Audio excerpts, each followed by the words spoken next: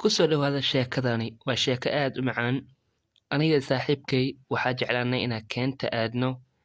Maalinkaasna waxaan naga hadlaysnaa aniga saaxiibkay gaariga markaasi aan ku bixi lahayn saan keenta markaasi ugu soo baashaano. Saaxiibkayna waxaan ku yidhi saaxiib waa lugaynaynaa saasoo ogow.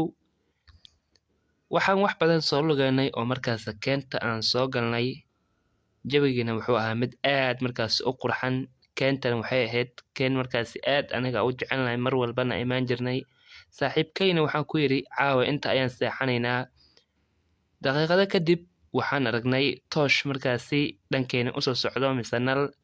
Kadibna waxaa ayri waa kuma qofkaas. Saaxiibkayna wuxuu ugu jawaabo ma garanayo.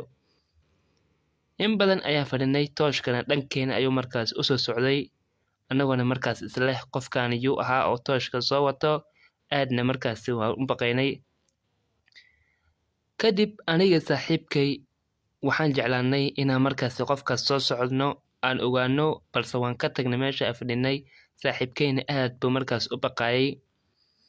Kadib saaxiibkay qori ayuu watay asagoo jeclaaday inuu markaas ku dhufto qoriga meeshii aan seexan lahayn ama dheentada markaas aan seexan lahayn ayuuna markaas ninka u soo socday dhankeeni ayuu soo aaday meeshii markaas aan seexan lahayn oo dabka nooga shidnaa ayuuna imaaday.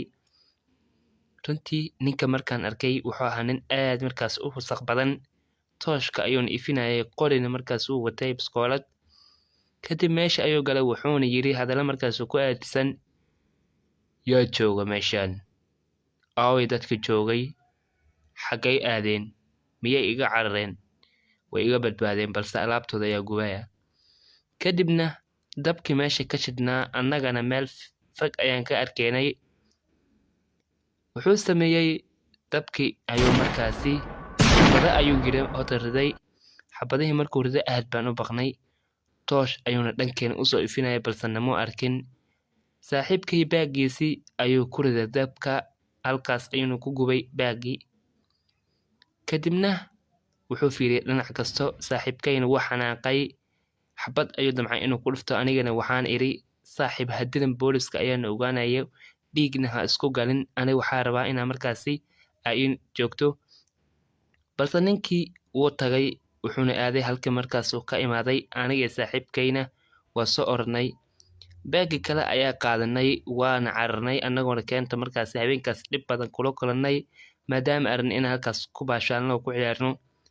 Subaxii markuu waaga baryay booliska waxaa u sheegay inay waxyaalo qaldan jiraan halkaasna nagu soo weeraray.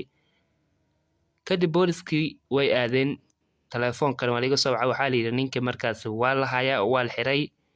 Sheekadana halkaas ayay ku dhamaatay. Mahadsanidin. Fiidowga haddaa ka hesho like saar subscribe ka naga hilmaamin.